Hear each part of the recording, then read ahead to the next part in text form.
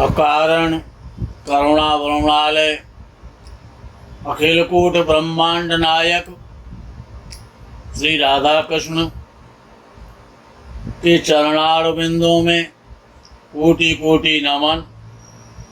सभी मित्रों को, जिज्ञासुओं को, धर्म प्रेमियों को, ज्योतिष विज्ञान प्रेमियों को हर हर महादेव बम बम बोले नमः शिवाय। मित्रों, प्राय सुनने में भी आता है और अनुभव में भी आता है और देखने में भी आता है कि जिन बालकों का, जिन जातकों का जन्म और गंड नक्षत्रों में होता है, गंड नक्षत्र 6 कहलाते हैं। 6 गंड नक्षत्र हैं जिनको गंड नक्षत्र कहा जाता है। गंड का मतलब संधि, कोना। जैसे कि चौराहे पर 4 सड़कें मिल जाती हैं तो वो गंड स्थान या चौराहा कहलाता है। जहां पर 2 रास्ते मिल जाए, दोराहा बन जाए, 3 रास्ते मिलकर के तिराहा बन जाए और 4 रास्ते मिलकर के चौराहा बन जाए, वो गंड स्थान यानी कमजोर स्थान। जॉइंट, जो जोड़ होता है वो बड़ा कमजोर होता है, बड़ा कष्टकारी होता है, बड़ा दुखदाई होता है। अब विषय आता है, ये जो गंड का जो प्रकार है उसमें 6 तो नक्षत्र आते हैं। 6 नक्षत्र अश्विनी, मघा और रेवती। अश्विनी, मघा और रेवती और आश्लेषा, ज्येष्ठा और मूल, ये 6 नक्षत्र हैं जिसमें कि ये देखने में आता है और प्राय विधा भी, परंपरा भी विद्वानों की यही रही है कि अश्विनी, मघा और रेवती को और कष्टकारी, दुखकारी नहीं माना गया है। इसलिए उनका प्राय विद्वान जप, हवन और दान भी नहीं कराते हैं। हाँ, ये तो देखने में आता है कि जो 27 दिन का जो समय होता है उसको तो विद्वान निकालते हैं। 28 में तो उस नक्षत्र के आने पर नामकरण करा देते हैं।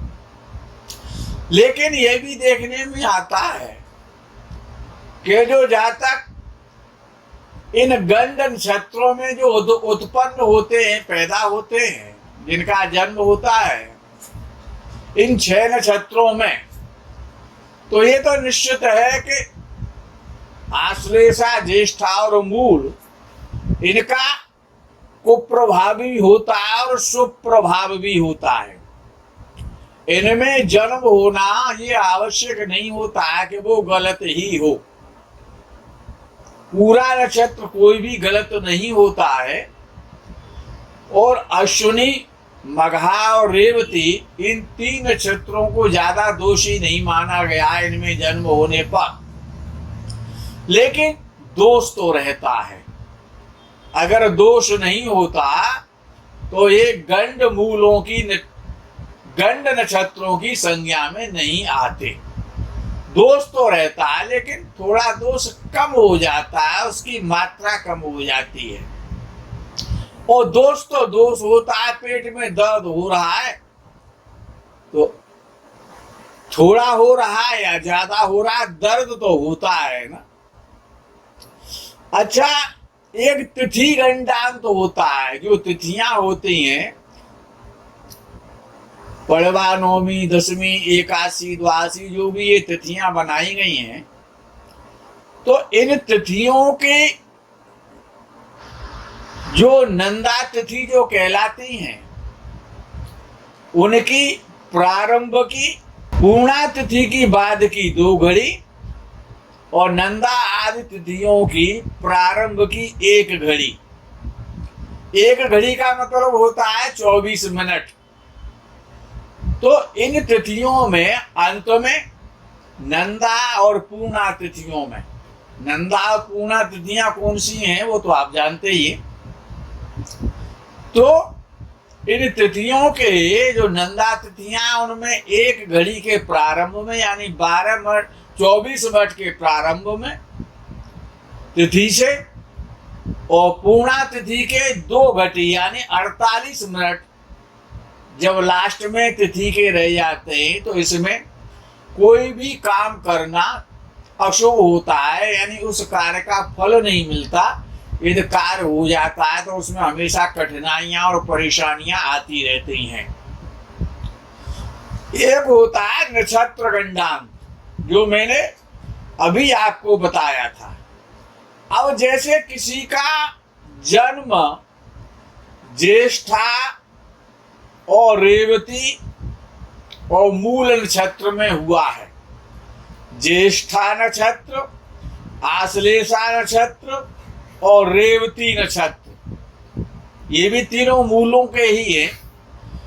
तो ज्येष्ठा, आश्लेषा और रेवती के यदि अंत की जब नक्षत्र खत्म हो रहा है उस समय की अगर 2 घड़ी में यानी 24 मिनट यानी नक्षत्र के खत्म समय पर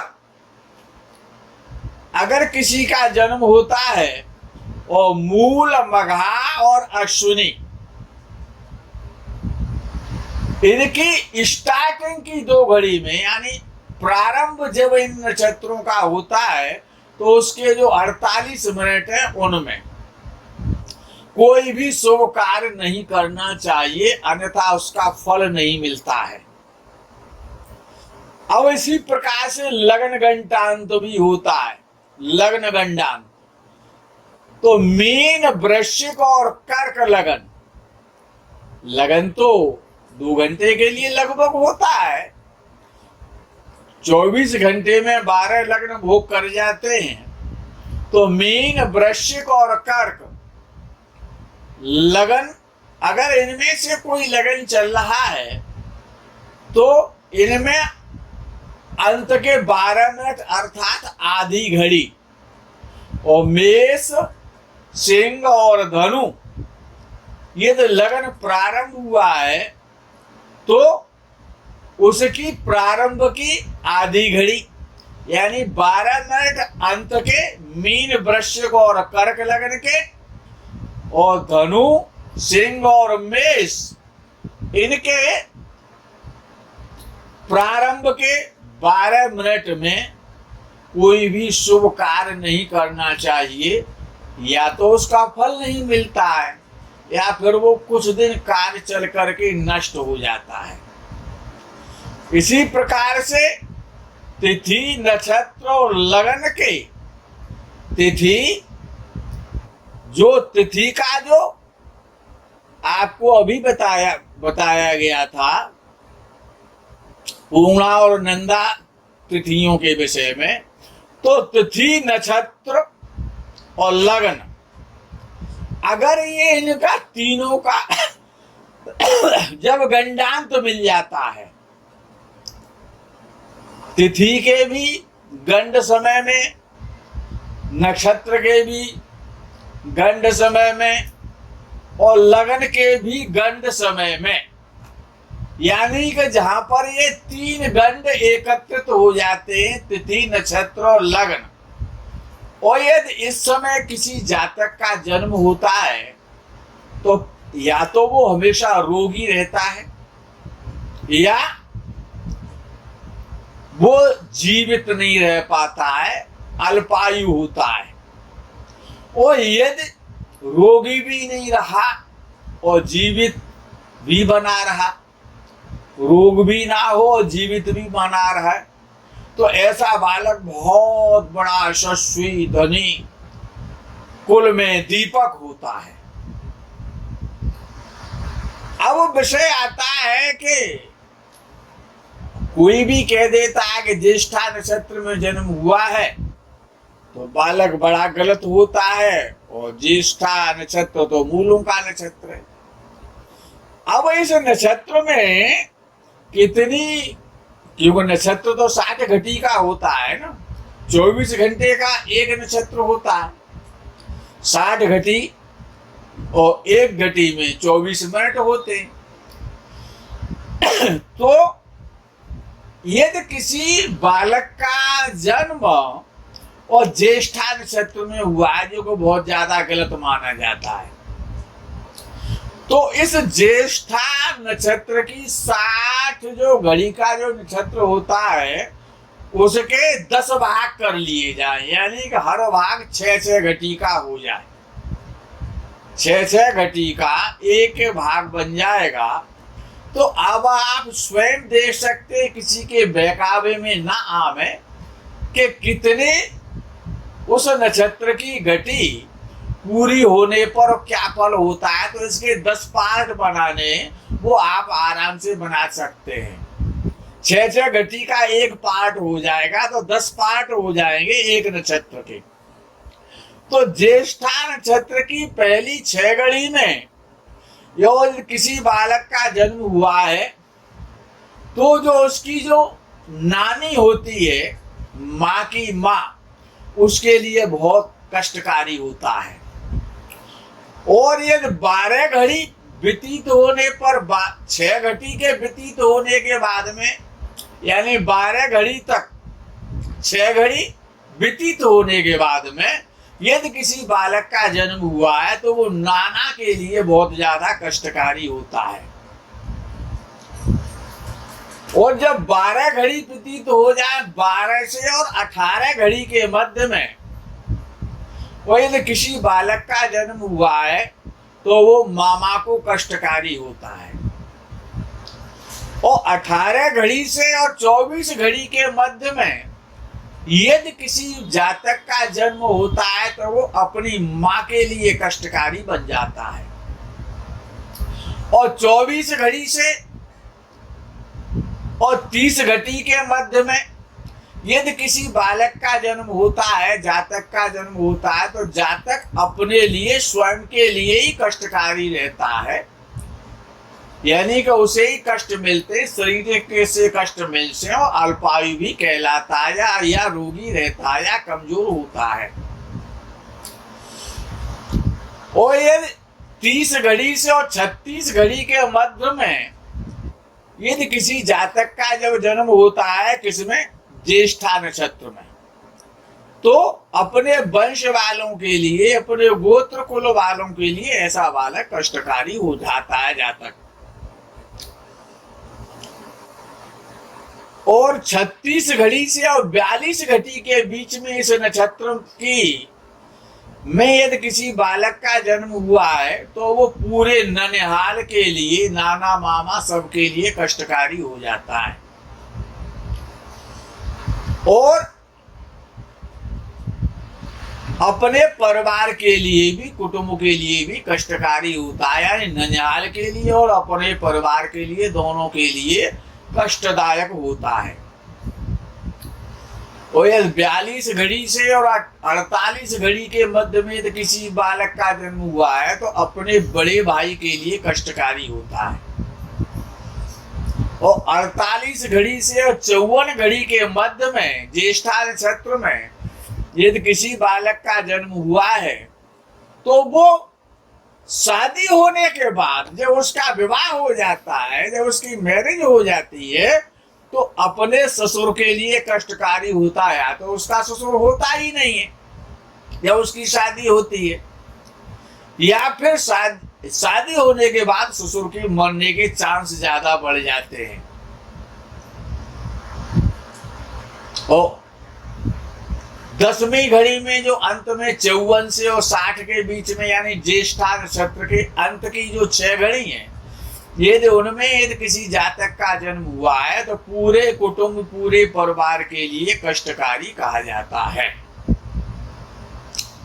अब इसी प्रकार ये मैं इसलिए आपको समझा रहा हूं कि आप बहकावे में न आवे, क्योंकि नक्षत्र का नाम लेकर के और कभी भी आपसे पैसे उतारे जा सकते हैं। नक्षत्र के जप के नाम पर, हवन के नाम पर और नक्षत्र की शांति के नाम पर। और ये मुझे आज इसलिए विषय लाना पड़ा है कि इस क्षेत्र में बहुत सारे जातक अब तक ठगे जा चुके हैं। लाखों रुपए, 50,000 रुपए उनके बर्बाद हो जाते हैं।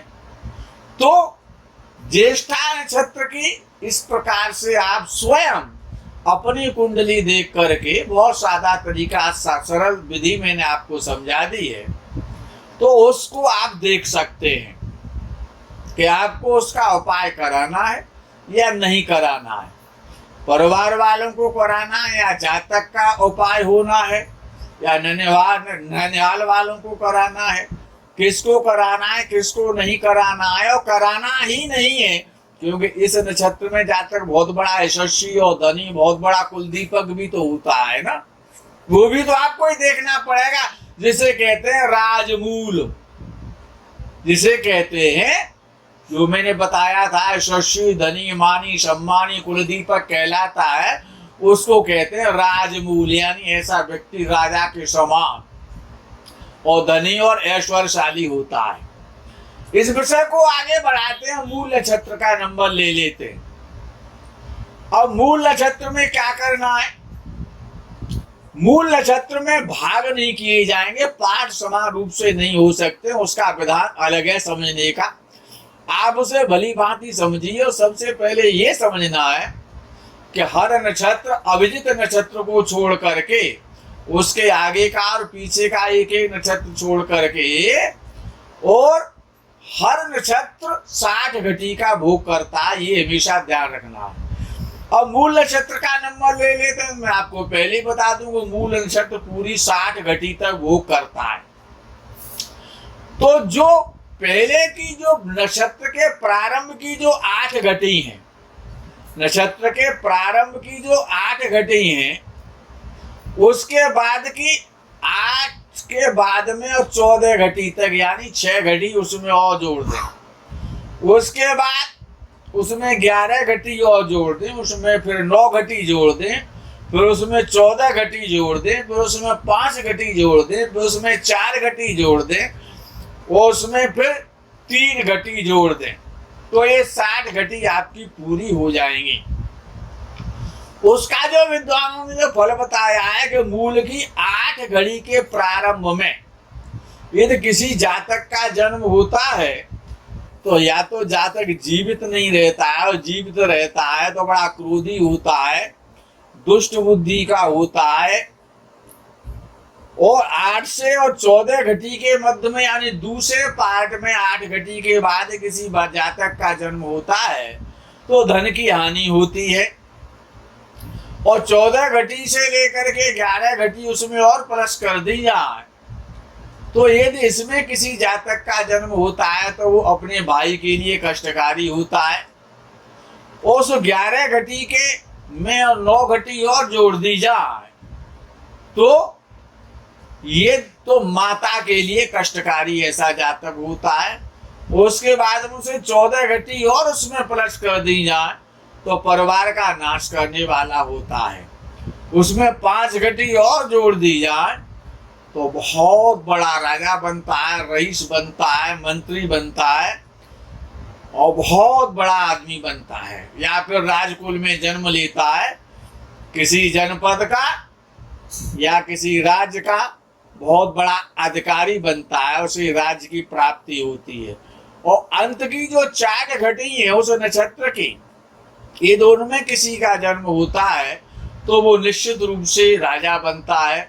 और अंत की 3 घड़ियों में यदि जन्म होता है, मूल नक्षत्र के अंत की जो 3 घड़ी रह जाती है, तो व्यक्ति अल्पायु होता है, जातक अल्पायु होता है।